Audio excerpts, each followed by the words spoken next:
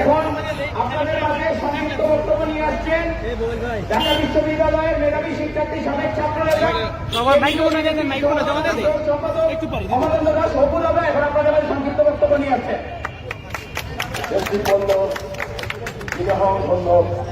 আজকে এই মহতী উদ্যোগে উদ্যোক্তাবৃন্দকে আমি অভিনন্দন জানিয়ে কয়েকটি কথা বলতে চাই। আপনাদের মাঝে ইতিমধ্যে উপস্থিত হয়েছেন বাংলাদেশের দীর্ঘ 16টি বছর আন্দোলন সংগ্রামের যে নামটি উচ্চারণ হয়েছে, বারবার কারা নির্যাতিত নেতা, যার সাথে আমার ছাত্র রাজনীতি করার সুযোগ হয়েছে, বিএনপি রাজনীতি করার সুযোগ পেয়ে আমি ধন্য হয়ে তার নামটি শোনা মাত্র আজকে আমি এখানে শুনে এসেছি। আমরা কি বার্তা আপনাদের মাঝে দিতে এসেছি আপনারা ইতিমধ্যে বুঝেছেন। ইতিমধ্যেই আপনারা দেখেছেন ভারতীয় আগ্রাসনের বিরুদ্ধে জাতি ফুটে উঠেছে। বাংলাদেশ জাতীয়তাবাদী দল সর্বপ্রথম প্রতিবাদ করেছিল আজ থেকে আরো দীর্ঘদিন আগে। জনাব রুহুল কবির রিজভী তার গায়ের শান্তি পুড়িয়ে দিয়ে সেদিন বোঝাতে চেয়েছিল এদেশ আমার, এ মাটি আমার, এদেশকে আমরা ভালোবাসি, কোন বিদেশি প্রভুত্ব আমরা স্বীকার করতে চাই না। আজকে সেইটা দেশবাসী মর্মে মর্মে বুঝতে পেরেছে। আমার দেশকে রক্ষা করতে পারলে আমার সার্বভৌমত্ব রক্ষা হবে, আমার মাটিকে রক্ষা করতে পারলে আমার সার্বভৌমত্ব রক্ষা করতে পারবে। আপনারা ইতিমধ্যে দেখেছেন কিছু নাটক শুরু হয়েছে। পার্শ্ববর্তী দেশের একটি উগ্র মৌলবাদী রাজনৈতিক দল বিজেপি সরকার, তাদের মুখপাত্র পশ্চিম বাংলা শুভেন্দু অধিকারী, তিনি মা কান্না কাঁদতে শুরু করেছেন। আমরা শুভেন্দু অধিকারকে বলতে চাই, আমরা শান্তিতে আছি। এদেশে অশান্তি সৃষ্টি করবার জন্য উস্কানিমূলক বক্তব্য দিবেন না। আর আপনার সেই একই পরিবারের সদস্য, আপনারা যাদের কাছ থেকে লুটপাট করে দেশকে শূন্য করতে চেয়েছিলেন, সেই পতিত সরকার জনগণের ক্ষোভের মুখে, লুণ্ঠনের মুখে দেশ ত্যাগ করেছে। বাংলাদেশের জনগণ কোনদিন আপনাদের সেই স্বপ্ন বাস্তবায়ন হতে দিবে না। আমি যে দু একটি কথা আরে বলতে চাই, আপনারা দেখেছেন ইতিপূর্বে বিবিসি একটি আন্তর্জাতিক খ্যাতি সম্পন্ন একটি সংবাদ মাধ্যম, সেখানে একটি জরিপ চালিয়েছে বাংলাদেশে। এই জরিপে দেখেছেন 52টি জেলায় 205টি সংখ্যালঘুদের বাড়িতে আক্রমণ হয়েছে। সেই সত্যতা যাচাই করবার জন্য বিবিসি সরজমিনে গিয়েছিল। যে সেখানে দেখতে পেরেছে সেই যে 52টি জেলায় 205টি হিন্দু বাড়িতে আক্রমণ হয়েছে, এরা আওয়ামী লীগের নেতা, এরা হিন্দু নয়। এরা যেমন আমি বিএনপি করি, আমি অমরেন্দ্র দাস, আমি বিএনপি নেতা, আমার উপর আক্রমণ হবে, বিএনপির উপর আক্রমণ হবে। মহেশ্বর চন্দ্র রায়, নিপুণ রায় চৌধুরীর উপর আক্রমণ হবে, বিএনপির উপর আক্রমণ হবে। কিন্তু পার্শ্ববর্তীতে সেইটি রাজনৈতিক ইস্যুকে ভিন্ন খাতে প্রবাহিত করবার জন্য এই দেশে গোলাবাড়িতে অস্বীকার করার চেষ্টা করছে। আমি বলতে চাই, আপনারা আমাদের বন্ধু হয়ে থাকবেন। ভোটে আসলে এই দেশের জাতীয়তাবাদী শক্তিকে নিয়ে আমরা আপনাদের প্রতিহত করা শুরু করেছি, প্রতিহত করব। আজকে মনে হয় আমার যেটা পূর্বে যে ঘোষণা দিয়েছিলেন, আমরা দায়িত্বহীন পণ্যে বসতে চাই। এখানে যে সমস্ত পণ্য আছে, ভারতের পণ্যর যে কোন ক্রমে আমাদের এই পণ্য নিম্নমানের নয়। আমরা ভারতীয় পণ্য বর্জন করব এবং ভারতীয় সমস্ত কিছু বর্জনের মধ্য দিয়ে ওই মৌলবাদী সরকারকে বুঝিয়ে দিব এদেশ শহীদ জিয়া রাষ্ট্রপতির দেশ, এদেশ বেগম খালেদা জিয়ার দেশ, এদেশ জনাব তারেক রহমানের দেশ। আমরা এদেশে জন্মেছি, এই দেশে মৃত্যুবরণ করব। বীর মদন এবং মোহনলালের মতো জাতীয়তাবাদী শক্তির সাথে থেকে দেশকে রক্ষা করব, এই প্রত্যয় রেখে আমার বক্তব্য শেষ করছি। সকলকে ধন্যবাদ। রাজশাহী বিশ্ববিদ্যালয়ের ছাত্র সংসদের ইতিহাস মধ্য দিয়ে যে গণজাগরণ ছাত্র রাজনীতি সৃষ্টি হয়েছিল, তার প্রেক্ষাপটে 90 গণ অভ্যুত্থানে বিএনপি রাষ্ট্র ক্ষমতায় অধিষ্ঠিত হয়েছিল। তারই ধারাবাহিকতায় রাজপথে সেই মৃত্যুঞ্জয়ী ছাত্র নেতা আজকে আমাদের এই বিক্রয় কেন্দ্রে প্রধান অতিথি হিসেবে উপস্থিত আছেন রাজপথের দুর্বল সেনাপতি আমাদেরকে অনুরোধ করছি আমাদের মাঝে তার মূল্যবান বক্তব্য নিয়ে আসার জন্য। সবাইকে অনুরোধ করছি। সুশৃঙ্খল ভাবে লাইনে দাঁড়িয়ে তার বক্তব্য শোনার জন্য তারপরে আমাদের বিক্রয় কেন্দ্রের কার্যক্রম শুরু হবে। সবাইকে ধন্যবাদ।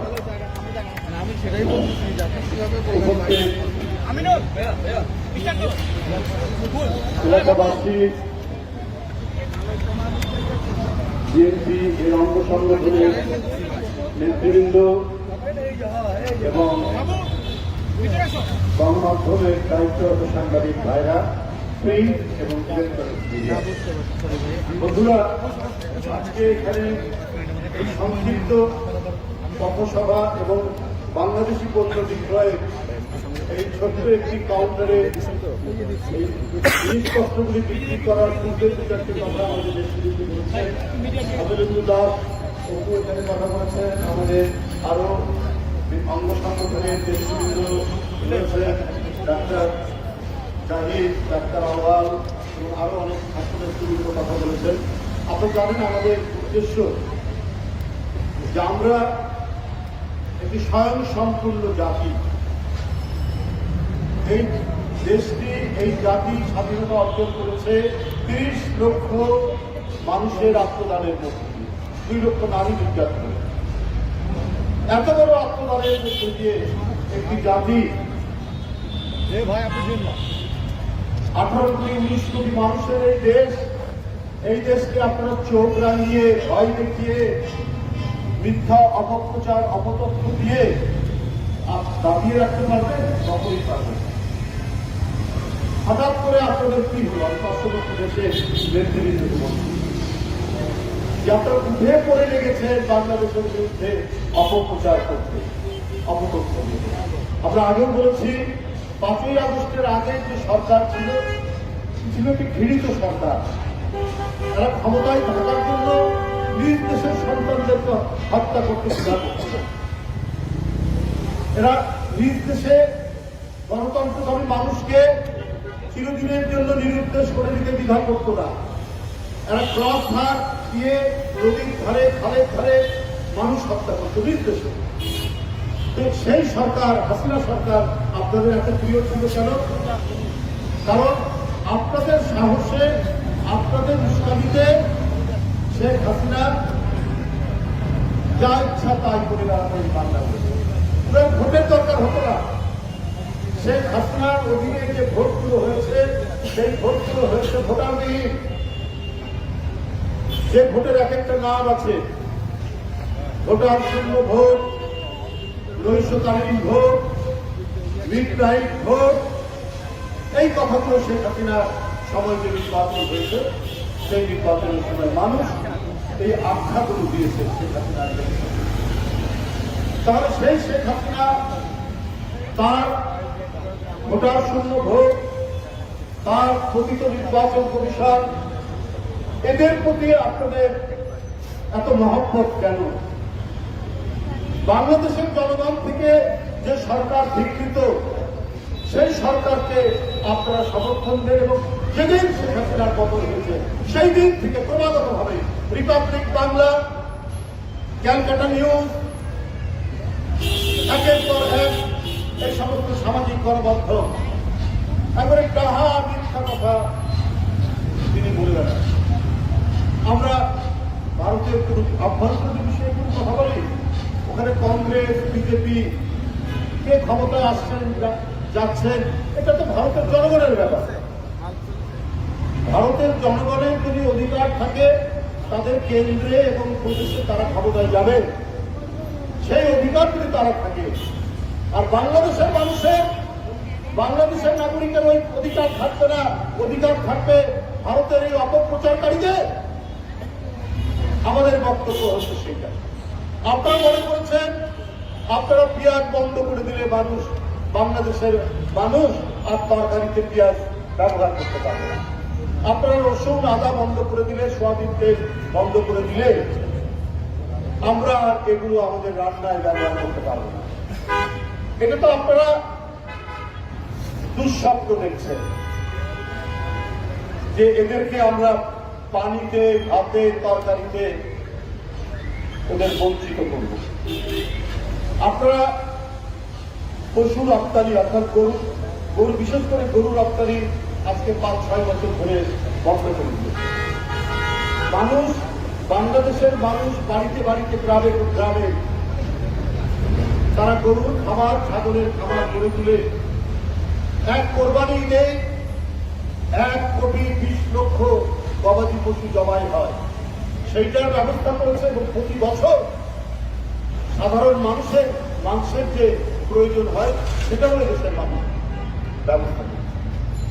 তা আপনি ভুলে যাবেন না, এদেশের মানুষ অত্যন্ত শ্রমপ্রিয়, কষ্টপ্রিয়। তারা তাদের প্রয়োজনীয় পেঁয়াজ, রসুন, আদা যেগুলো আমরা আমদানি করি সেগুলো তারা উৎপাদন করতে এবং অতিমাত্রায় উৎপাদন করতে পিছপা করে। আর আপনারা মনে করেন যে আপনারাই শুধু একটা দেশ আছেন পৃথিবীতে, পৃথিবীতে আর দেশ নয় যাদের কাছ থেকে আমরা পেঁয়াজ আমদানি করতে পারবো, যাদের কাছ থেকে আমরা রসুন আমদানি করতে পারবো, যাদের কাছ থেকে আমরা পাম অয়েল, সয়াবিন তেল আমদানি করতে পারবো।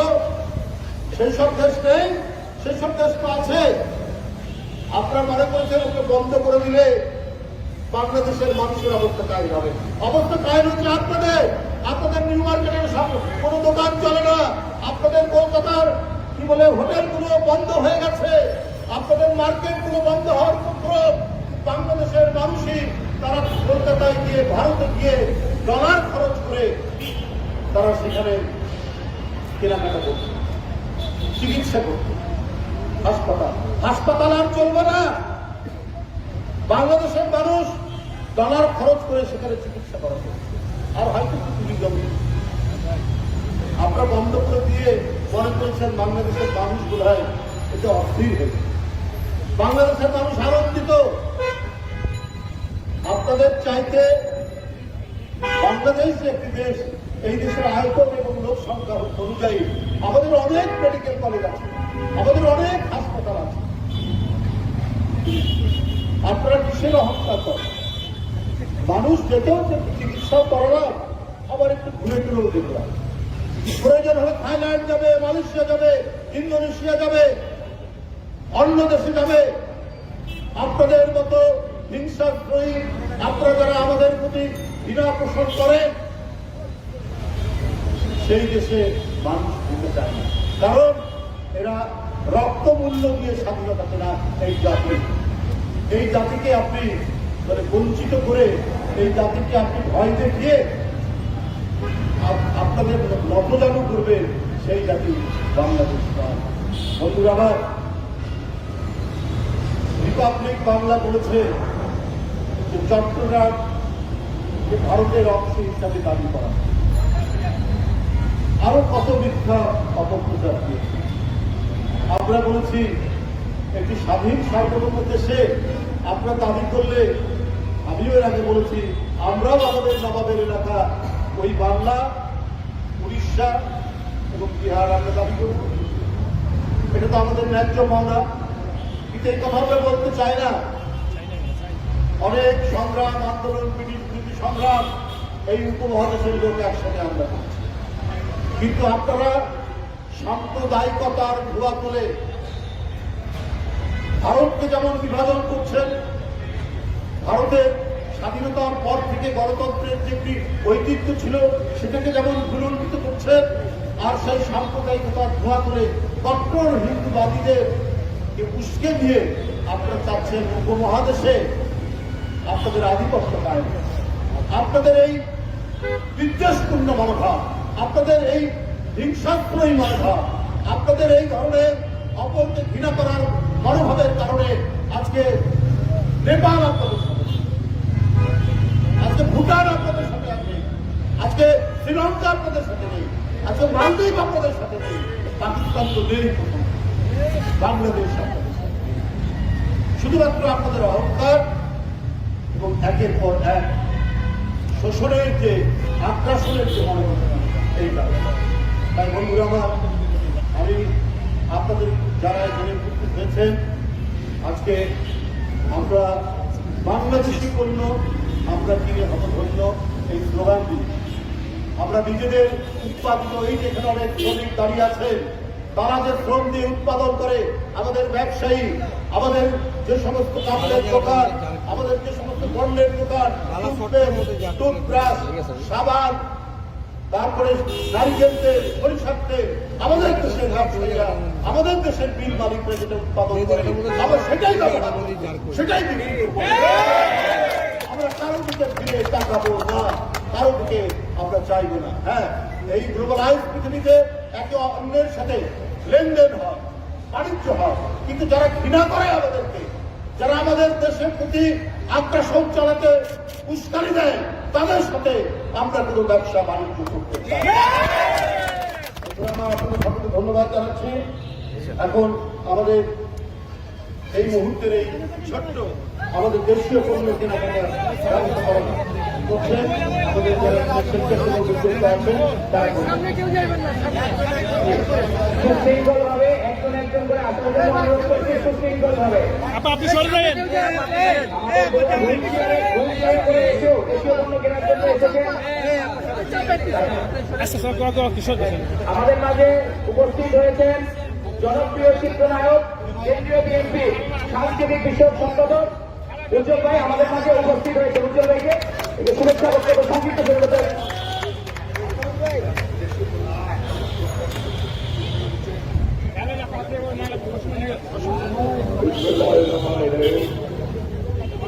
উপস্থিত বিএনপি জননেতা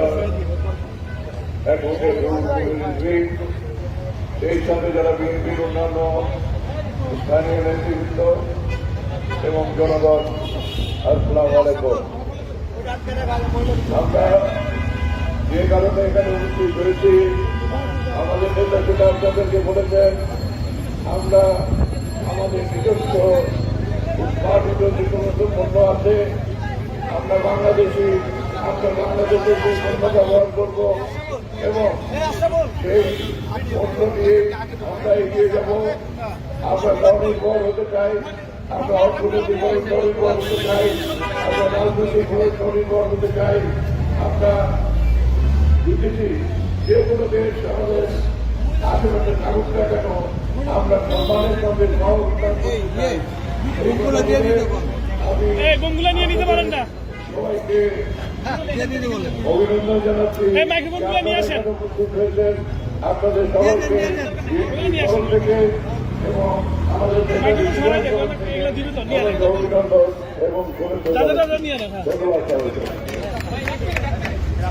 একটু 1 মিনিট ভাই। আমাদের এক দেশপ্রেমিক বোন, উনি হুইল চেয়ারে করে এসেও দেশীয় পণ্য কেনার উপস্থিত হয়েছেন। আমরা বোনটিকে ধন্যবাদ জানাচ্ছি এবং বিদ্যাকেন্দ্রে উপস্থিত হওয়ার জন্য। দেশপ্রেমিক বন্ধু আছে বলে হাতে দিয়ে দেন। নিশ্চয়ই এখানে বাবা চাপেন না